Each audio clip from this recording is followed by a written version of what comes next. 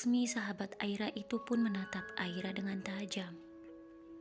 "Kamu ingin bertemu dengan Surya?" Aira mengangguk. "Iya Laksmi, aku ingin bertemu dengannya."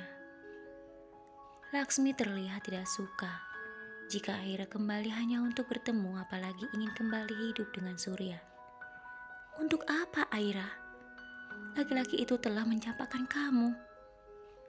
Aira kemudian melirik Bima dan juga Hilmi, lalu kembali berkata kepada sahabatnya, "Laksmi, sebenarnya aku ingin mengurus surat perceraianku dengannya."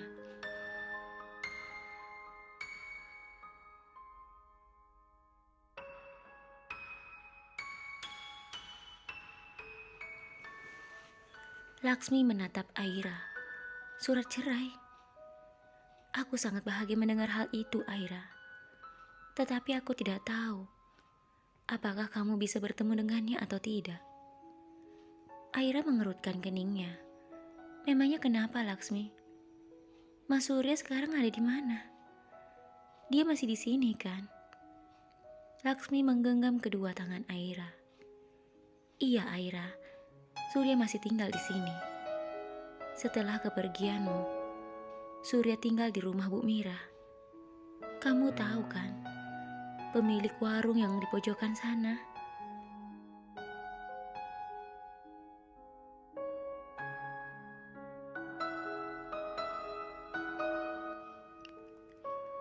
Aira seakan tidak tahu akan hal itu. Lalu Laksmi kembali berkata, "Ternyata selama ini diam-diam mereka menjalin hubungan. Dan suami Bu Mira tahu akan hal itu dan hampir saja menghabisi Surya di hadapan semua orang. Lalu apakah kamu tahu yang terjadi, Aira? Semua warga yang mengetahui hal itu pun marah dan ikut membantu suami Bu Mira untuk menghabisi Surya. Jika saja polisi tidak datang mengamankan Surya, aku tidak tahu apa yang terjadi dengannya."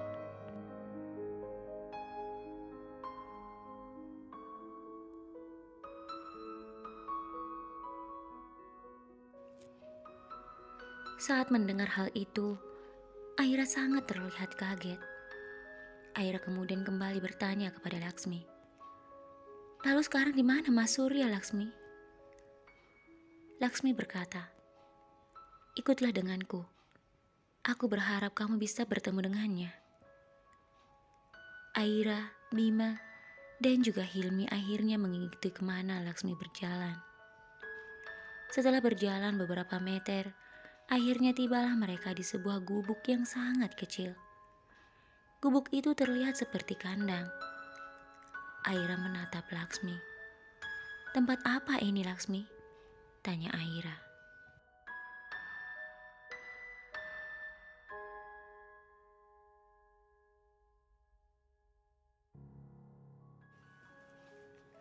Laksmi menarik nafas panjang. "Inilah tempat Surya tinggal, Aira.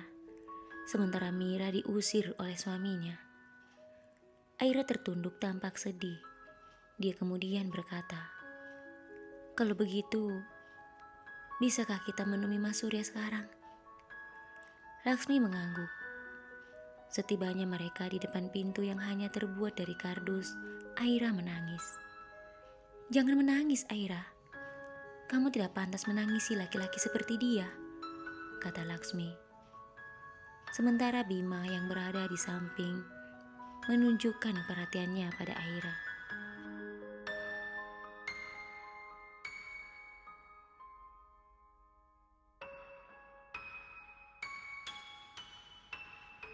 Hal itu mengundang tanya dalam hati Laksmi. Namun Laksmi tidak ingin menanyakan hal itu kepada Aira karena merasa tidak pantas menanyakannya secara langsung. Terlebih di hadapan Bima dan Hilmi. Mungkin dia akan menanyakan di saat dia hanya berdua dengan Aira. Laksmi kemudian membuka kardus itu. Aroma yang sangat tidak menyenangkan tercium dari dalam gubuk itu. "Aroma apa ini, Laksmi?" kata Aira.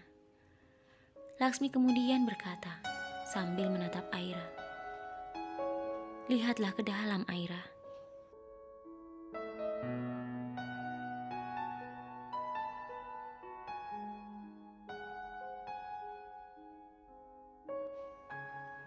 Aira pun melakukan apa yang dikatakan oleh Laksmi. Aira melihat ke dalam gubuk tersebut dan menunjuk seorang laki-laki yang berbaring, hanya menggunakan sarung tanpa baju di badannya. Rambutnya pun sangat panjang dan berantakan. "Apakah itu Mas Surya?" tanya Aira lagi. Laksmi mengangguk. "Iya Aira, itu adalah Surya, mantan suamimu. Surya tidak lagi seperti yang dulu kamu kenal." Aira mengerutkan keningnya. "Apa maksudmu Laksmi?" kata Aira penuh tanda tanya.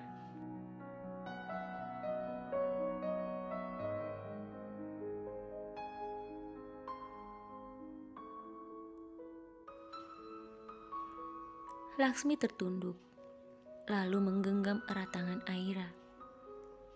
Surya kehilangan ingatannya setelah mendapatkan beberapa pukulan di kepalanya saat suami Bu Mira dan beberapa warga memberinya pelajaran. Mendengar perkataan Laksmi, Aira terlihat sangat kaget. Wajahnya pucat, matanya terbuka lebar, dan bibirnya gemetar seperti tak mampu berkata apapun. Hanya air matanya yang tiba-tiba saja mengalir di kedua pipinya.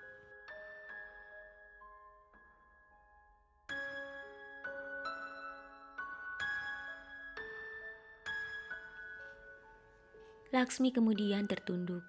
Aira segera berlari dan mendekati Surya. Mas Surya, bangun mas. Ini aku Aira," kata Aira sambil menangis.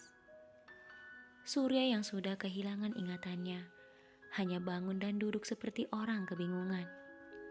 Dia bahkan tidak mau melihat Aira. Dia justru melihat ke arah yang lain sambil berbicara yang sama sekali tidak dimengerti oleh orang lain. Aira semakin menangis melihat keadaan Surya. "Apa yang terjadi denganmu, Mas? Kenapa kamu bisa sampai seperti ini?"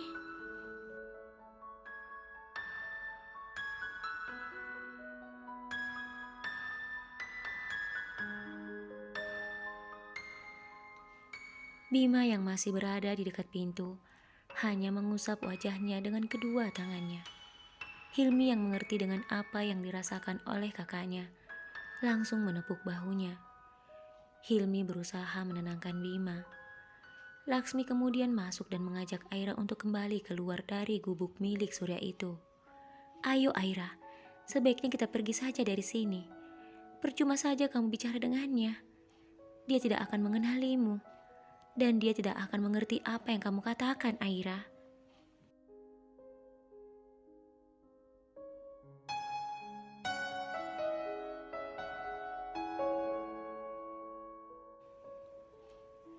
Aira masih menangis lalu berkata, "Bagaimana mungkin aku bisa meninggalkan dia di sini sendirian, Laksmi? Lihatlah keadaannya sampai seperti ini. Biar bagaimanapun, aku pernah hidup bersamanya. Aku harus melakukan sesuatu untuk menolongnya, Laksmi." Laksmi terlihat marah mendengar perkataan Aira. "Apa yang kamu katakan, Aira? Laki-laki ini telah mencapakan kamu. Inilah hukuman untuknya, Aira. Kamu harus sadar itu, Aira. Lagi pula, apa yang akan kamu lakukan, hah?"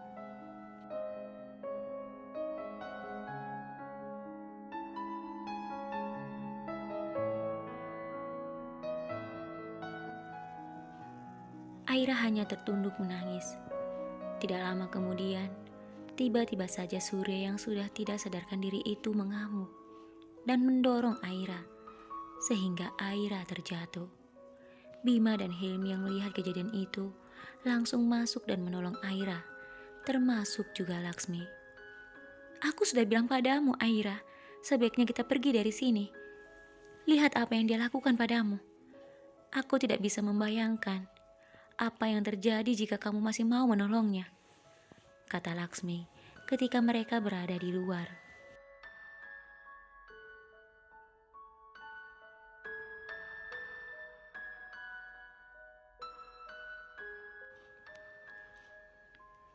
Aira masih menangis. Laksmi kembali berkata kepada Bima dan Hilmi, "Sebaiknya pergilah kalian dari sini. Ayo mas, Bawa Aira pergi dan jangan pernah lagi datang ke sini. Biarkan laki-laki itu tinggal di sini dan merasakan hukumannya.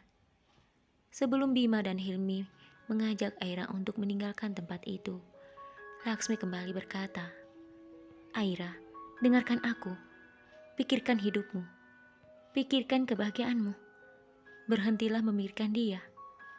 Anggap saja dia sudah mati."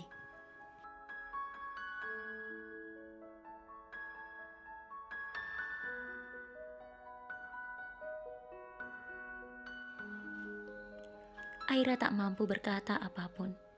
Dia hanya terus menangis. Laksmi kembali melanjutkan perkataannya. "Jika ada laki-laki yang ingin menikahimu, maka menikahlah dengannya. Sekarang pergilah. Ayo cepat pergi." Bima dan Hilmi akhirnya membawa Aira pulang. Sementara Laksmi kembali ke gubuk Surya dan melihat Surya masih terlihat mencari-cari sesuatu di dalam gubuknya itu. Laksmi segera menutup gubuk itu dengan kardus dan segera meninggalkan tempat itu juga.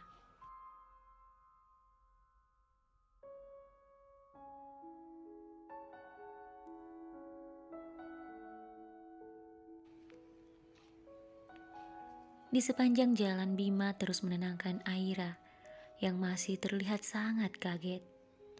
Karena dia benar-benar tidak menyangka Surya, laki-laki yang pernah menjadi suaminya, mengalami nasib seperti itu. "Aira, apa yang dikatakan Laksmi itu benar. Kamu punya niat baik untuk menolong Surya. Tetapi lihat apa yang dia lakukan padamu. Bayangkan saja, jika kamu kembali tinggal bersamanya, apa yang akan dia lakukan padamu? Dia bisa menyakitimu kapanpun, dan aku tidak akan membiarkan hal itu terjadi."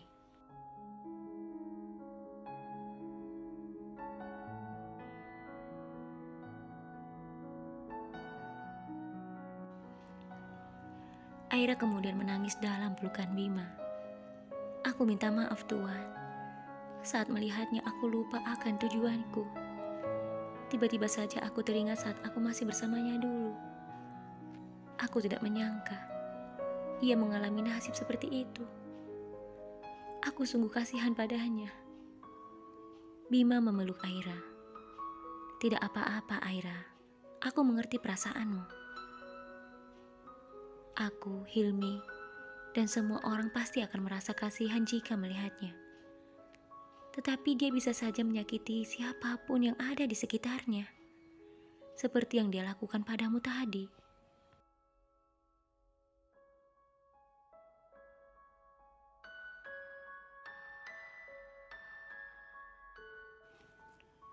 Sejak kejadian itu, Aira seringkali duduk terdiam. Bima dan Hilmi sangat mengerti dengan apa yang dirasakan oleh Aira. Bima yang saat itu datang ke kamar Aira langsung duduk di samping Aira dan merangkulnya. "Aira, berhentilah terus bersikap seperti ini. Kita doakan saja dia segera sembuh." Aira melirik Bima lalu berkata, "Maukah Tuhan menolongku?" Bima tersenyum. "Tentu saja aku akan membantumu." Aira kembali berkata, "Benarkah? Apapun itu?"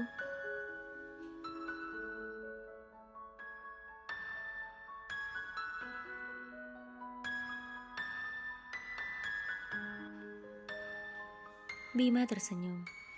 "Iya sayang, apapun itu." Aira kemudian mengutarakan permintaannya. "Maukah Tuhan menolongku membawa Mas Surya ke rumah sakit?" Bima terdiam lalu berkata, "Iya, tentu saja sayang. Besok kita akan membawanya ke rumah sakit." Aira tersenyum. Bima kemudian memeluknya. "Sudah beberapa hari ini, aku tidak melihat senyuman ini di wajahmu. Berjanjilah padaku, mulai saat ini tidak ada lagi kesedihan di sini." Aira mengangguk sambil memeluk Bima.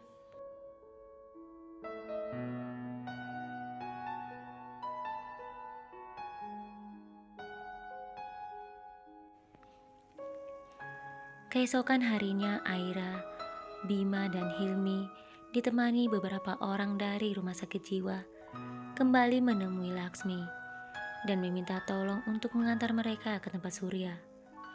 Awalnya Laksmi terlihat kaget, namun setelah Aira menjelaskan niatnya, Laksmi pun dengan senang hati mengantar mereka ke tempat Surya. Ketika Laksmi membuka kardus penutup pintu gubuk Surya, tiba-tiba saja Laksmi berteriak histeris. Hal itu membuat semua orang sangat kaget.